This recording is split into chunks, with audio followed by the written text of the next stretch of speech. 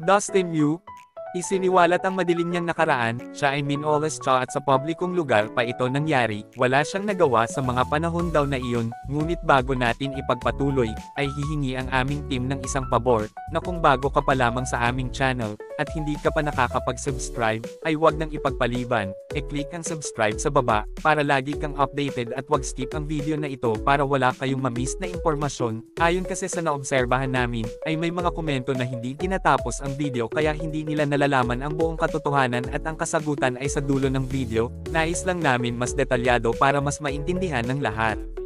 Bago pa man ang pagbabahagi ni Dustin tungkol sa kanyang nakaraan, ay sa mga hindi nakakakilala kay Dustin Yu, mas nakilala ngayon dahil isa siya sa mga housemate ngayon, sa latest segment ng PBB ang Celebrity Club. Kinagigiliwan ngayon ng mga tao si Dustin, nang naugnay ito kay Ivana Alawi. Maraming sumusuporta sa nabuo nilang love team sa loob ng bahay ni Kuya, ngunit naantala ito sa ngayon nang lumabas si Ivana sa PBB house, dahil isa lang house guest si Ivana. Ganun pa man marami ang umaasa na may chance ang dalawa, dahil nabanggit ni Ivana kapag nasa labas na silang lahat, isa si Dustin sa eco-collab niya sa kanyang vlog.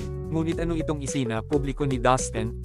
Kami ay nangalap ng impormasyon at legit, dahil nagmula ito mismo kay Dustin, nag-share siya sa kanyang nakaraan. Kwento ni Dustin nangyari daw ito sa MRT, noong unang beses niya makasakay sa tren, isang lalaki raw ang naka-uniform na pangpulis, sinamantala nito nakahawak ang dalawang kamay ni Dustin sa handler ng tren, nang biglang pumasok raw ang kamay ng lalaki sa kanyang bulsa, at doon na ginawa ang pang-mamolest siya. Wala raw siya noon nagawa dahil bata pa siya nang nangyari ito, hindi rin daw niya nagawang pinicturein pa ang nasabing pulis at hindi na rin daw ito nagsumbong sa mga awtoridad, itinuring niya na lamang daw yun na parang isang bangungot. Kayo, anong masasabi nyo tungkol dito? Magkomento lamang sa comment section at huwag kakalimutan mag-subscribe kung hindi mo pa nagagawa para mas mapansin ang inyong opinyon. Maraming salamat!